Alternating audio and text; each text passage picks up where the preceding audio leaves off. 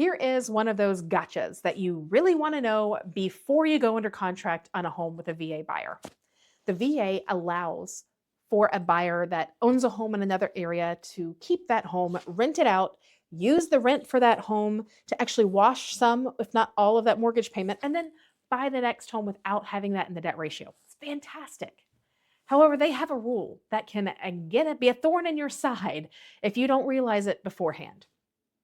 The veteran, if they are leaving, say they're leaving Wisconsin, which is where they lived before, and they're coming to Kentucky, but the timing didn't work out perfectly, so they had to leave their home in Wisconsin. They went ahead and rented it out.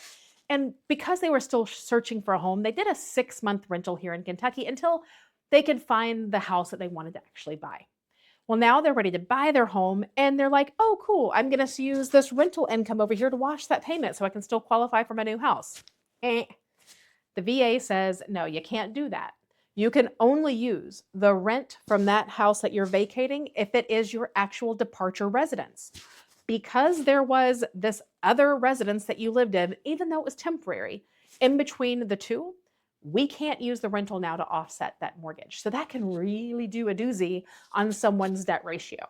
So it's important, realtors and VA buyers, if you plan on leaving one house and you got a great interest rate on it, so you're just going to keep it and use it as a rental, don't go rent somewhere else and then buy another house. Make sure that this is your departure residence and we're going right from this house to the new house. It's important so that we can keep that out of the debt ratio. Otherwise, we can take this old house in Wisconsin out of your debt ratio, but you have to have it long enough to actually claim that income on a Schedule E on your taxes.